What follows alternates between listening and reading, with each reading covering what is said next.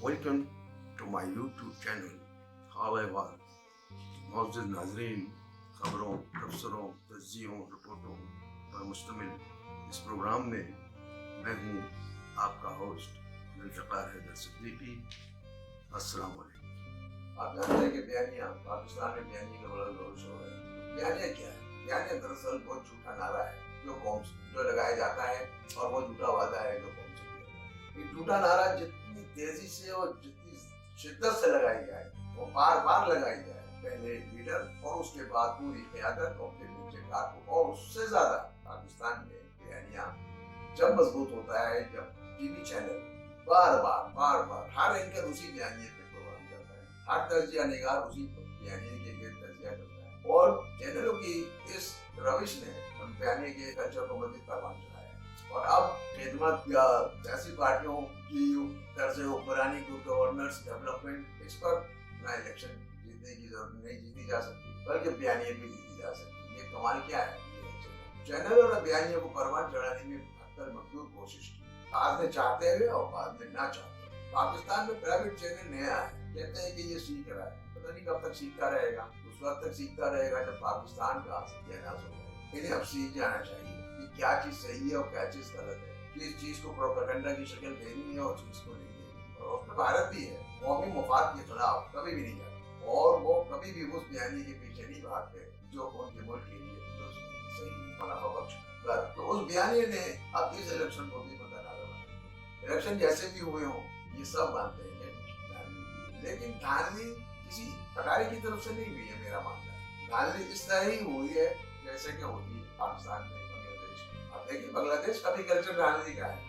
ये कहा जाए कि जी वो आखिरी इलेक्शन जिसमें मोहम्मद शेख भाईजान बांग्लादेश बन गया, वो बड़े शफाफ थे। तो मेरा सवाल ये है कि उसके चंद साल बाद बांग्लादेश में इलेक्शन हुए, तो उसको भी शफाफ होना चाहिए, क्योंकि कौमों का मजबूरी रवैया एकदम तो चेंज नहीं होता। लेकिन उसमें धांधली का इल्जाम लग गया, और उसके बाद आज तक जितने भी इलेक्शन हुए सब में धांधली का इल्जाम, सब धांधली ज़्यादा है। ये आखिरी इलेक्शन हसीना वाजिद ने जीता है, बदतरीन धांधली। आर्मी राय आमा भी इस पर मुत्तफिक है, ये बदतरीन धांधली। तो वो कौम जो एक इलेक्शन में एकदम शफाफ तरीके से इलेक्शन में सारी सरगर्मी होती है, और उसके बाद धांधली शुरू हो जाती है, मुमकिन है? नहीं है, मुमकिन नहीं है। जैसा कि मैंने कहा, कौमों का मजबूरी रवैया है, स्विच ऑन ऑफ नहीं।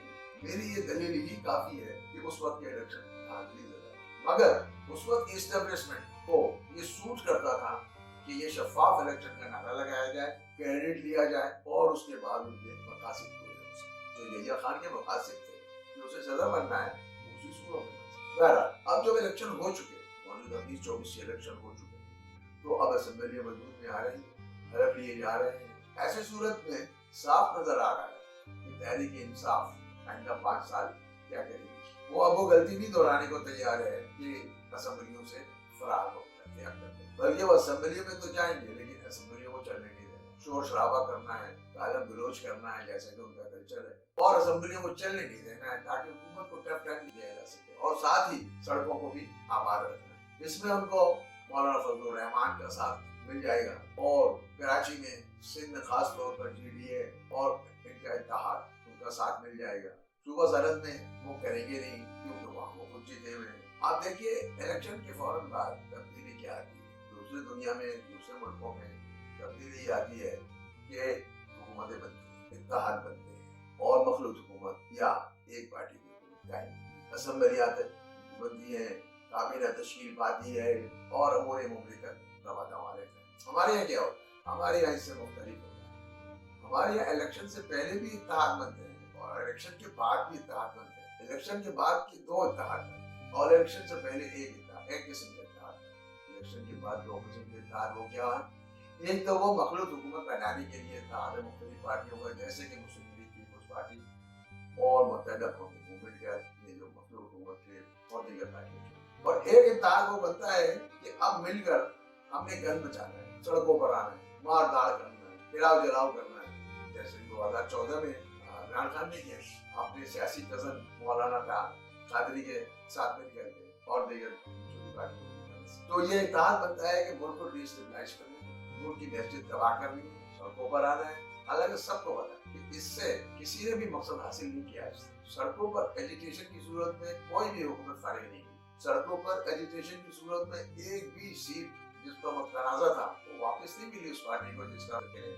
مگر مقصد یہ ہوتا بھی نہیں. ایجنڈا یہ ہوتا ہے حکومت کو کام کرنے نہ دیا جائے تاکہ وہ ڈیولپمنٹ نہ کر سکے, عوامی بہبود کے کام نہ کر سکے. اگر ایسا کر لیا انہوں نے, عوامی بہبود کے کام کر گئے اور ڈیولپمنٹ کر گئے اور بہت اچھی گورننس بھی کر لی, تو اگلی دفعہ جو آنے والا الیکشن ہوگا اس میں وہ جیت لیں. تو آگے آنے والے الیکشن کی تیاری کر رہے ہوتے ہیں.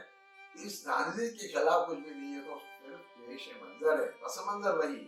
مولانا صاحب کہتے ہیں کہ ہم اسمبلی میں تو آئیں گے لیکن کسی اسپیکر, ڈپٹی اسپیکر, وزیر اعظم اور اس طرح کے کسی بھی الیکشن میں حصہ نہیں لیں گے, اسمبلی میں آئیں گے. اور ہم پھر باہر ایجوکیشن کریں گے. اور جیسے الیکشن ختم ہوا پی ٹی آئی سے انہوں نے مذاکرات کی. P T I J you آئی کی بدترین مخالف پارٹی, دونوں ایک دوسرے کے کٹر دشمن ہیں. They both are bitter opposition, ایسی بٹر اپوزیشن کہ آپ سوچ نہیں سکتے, ایک دوسرے کی شکل نہیں دیکھنا چاہتے. اور یہ ایک دوسرے کو گالیاں دیتے تھے, بلوں بھی بیٹھ جاتے تھے. ایک کہتا تھا یہودی ایجنٹ, دوسرا اس کے نام نکالتا تھا ملا ڈیزل اور پتہ نہیں کیا کیا. لیکن وہ سب بھول گئے. ان کی پاس یہ اخلاقی انحطاط کا شکار ہے یہ سب بھول کر پھر گلے لگ جاتے. مولانا کو میں بہت دانشمند آدمی سمجھتا تھا, لیکن مولانا اتنے مایوس ہیں, ڈپریس ہیں کہ وہ بدترین مخالف, جو ان کا بدترین مخالف تھا, اس سے بھی ہاتھ ملانے کو تیار ہے. تو یہاں پہ یہ بات آتی ہے کہ اصولی سیاست کو نہیں. اصولی سیاست اگر ہوتی تو مولانا کو یہ بات سمجھ میں آتی کہ وہ یہ تجزیہ کرتے کہ ہار کیوں ہوئی. مولانا اب بھی اپنے آبائی حلقے سے مسلسل حال ہے. جب ہم نے واقعات کا جائزہ لیا تو پتہ چلا مولانا نے اپنے حلقے میں کوئی کام کیا ہی نہیں, لوگوں سے ملتے ہی نہیں, اپنے ووٹر سے سپورٹر سے ملاقات کرتے ہی نہیں. بس اپنا ایک کلچر ہے, جو لوگ اپنے ووٹر سپورٹر سے ملتے ہیں اور ان کی خیر خبر رکھتے ہیں, اس بات کو بہت اہمیت دی جاتی ہے وہاں پہ کلچر میں, اور ووٹ ملتا ہے.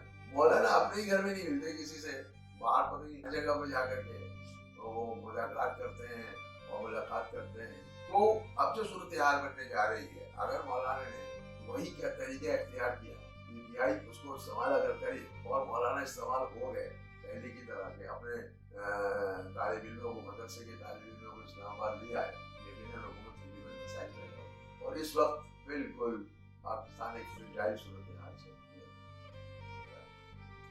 جہاں معیشت بہت دگرگوں ہے. اگرچہ ڈیفالٹ کا خطرہ ٹل ضرور گیا ہے, ڈیفالٹ ہوا نہیں ہے, لیکن آنے والے دنوں میں اگر پولیٹیکل اسٹیبلٹی نہیں رہی اور افراتفری بہت زیادہ رہی, میں نہیں سمجھتا کہ پاکستان ڈیفالٹ کی طرف نہیں جائے. پاکستان کو ایک اور آئی ایم ایف پروگرام کی ضرورت ہوگی, جس کے لیے عمران خان نے آئی ایم ایف کو ایک خط میں ڈالا اور اس کو اپنی بڑی کامیابی سمجھا. حال وہ نہیں سمجھ رہے کہ آئی ایم ایف کے خط کے انتظار میں نہیں ہے, نہ یہ آئی ایم ایف کا ایجنڈا ہے. یہ واقعی سے ملک کے اندرونی صورتحال یا حکومت سازی کے مرحلے میں اس مداخلت, یہ اس کا مینڈیٹ نہیں. اور یہ آئی ایم ایف ہمیشہ جمہوری ملکوں سے ہی معاملہ طے کرتا ہے. یہ سفید جھوٹ مسلسل ٹی وی میں بولا جا رہا ہے, اور وہ پی ٹی آئی کے رہنما بول رہے ہیں اور ٹیلی ویژن والے اس کو خوب تشہیر کرتے ہیں. حالانکہ ایسا ہے نہیں. آئی ایم ایف نے بدترین ڈکٹیٹروں سے بھی معاملات کیے ہیں. دور کیوں جائیے, پاکستان میں ڈکٹیٹروں کے دور میں کیا آئی ایم ایف کا پروگرام نہیں چلا؟ اور پھر افریقہ کے بہت سارے ملکوں میں جہاں تو جمہوریت تصور بھی نہیں, ابھی آئی ایم ایف نے دیا ہے, پروگرام دیا. تو یہ کہنا کہ یہ آئی ایم ایف جمہوری ملکوں ہی سے ڈیل کرتا ہے, یہ غلط ہے. نہ یہ اس کا مینڈیٹ ہے اور نہ وہ ایسا کرتا ہے. اور پاکستان میں تو بڑی غنیمت ہے, آئی ایم ایف نے تو ایسے ایسے ملکوں میں امداد دی ہے جہاں پہ تسلسل کے ساتھ 25-30 سال شخصی عامیت رہی. پاکستان میں پھر الیکشن ہوتے ہیں, پاکستان میں پھر انتقال اقتدار ہوتا ہے. جہاں تک بات ہے تو یہ بات درست ہے, کہیں دھاندلی ہوتی بھی ہمارے یہاں اور کہیں دھاندلی کا شوق مچایا بھی زیادہ ہے. یہ تو ممکن ہی نہیں ہے کہ دھاندلی بالکل نہ ہو. امریکہ میں بھی ممکن نہیں ہے. ڈونلڈ ٹرمپ نے امریکہ میں دھاندلی کا الزام لگایا, جیتنے اور ہارنے دونوں کے ووٹوں کا فرق زیادہ نہیں تھا, بہت زیادہ نہیں تھا. تو ڈونلڈ ٹرمپ نے دھاندلی کا الزام لگایا, اس کا مطلب دھاندلی ہوئی ہوگی. اور اس کے بعد جو ایجیٹیشن ہوا تو کیپٹل ہل پہ حملہ کیا اور وہاں پہ جو تو سب کے سامنے ہے، لیکن وہ ریاست کے ریٹ ہے. انہوں نے 1,500 سے زیادہ لوگوں کو گرفتار کیا اس میں، اور 1000 کے قریب لوگوں کا مقدمہ چلایا، اور ان کو سزائیں دی ہیں. بعض کو 18 سال تک کی سزائیں دی. اس امریکہ سے یہ اپیل کر رہے ہیں کہ یہ مداخلت کیجیے عمران خان کو بڑھاوا کیوں ہے. 9 مئی کے واقعہ وہ تو وہاں پر انہوں نے خود یہ پریکٹس کی ہے، وہ آپ کے لیے کیسے مداخلت کر سکتے ہیں؟ اور کوئی بھی جمہوری ملک ایسا نہیں کر سکتا. یہ بنانا ریپبلک نہیں ہے جو 9 مئی میں عمران خان نے کیا ہے، اس کا تصور بھی کوئی نہیں کر سکتا. ریاست ہے تو پھر ٹھیک سب ہے، اور ریاست نہیں ہے تو کچھ نہیں ہے. ریاست کے وہ سپور جنہوں نے اپنی جانیں دی، شہادتیں ہوئی، ان کی تصویروں، ان کے مجسموں اور ان کی یادگاروں کو توڑا گیا، اور دکھ کے ساتھ کہنا پڑتا ہے کہ اس پر جوتے مارے، انہیں آگ لگایا گیا. کور کمانڈر ہاؤس صرف نہیں تھا، قائد اعظم محمد علی جناح کا، اس کو آگ لگایا گیا. جی ایچ کیو پر حملہ کیا گیا. جی ایچ کیو پر صرف طالبان نے حملہ کیا تھا، اس سے انہوں نے بھی حملہ کیا. اسلحہ کے ڈپو میں گھس گئے. ہوائی جہاز، فائٹر جہاز جو کھڑے ہوئے تھے وہاں پہ اس پر حملہ کیا. اس میں توڑ پھوڑ. اسکواڈرن لیڈر ایم عالم کا وہ جہاز بسنٹ کی جنگ میں جس نے ریکارڈ قائم کیا، آج تک وہ ریکارڈ دنیا میں 59 سیکنڈ میں 5 طیارے انہوں نے گرائے. وہ طیارہ، اس طیارے کو تو تباہ کر کے آگ لگا.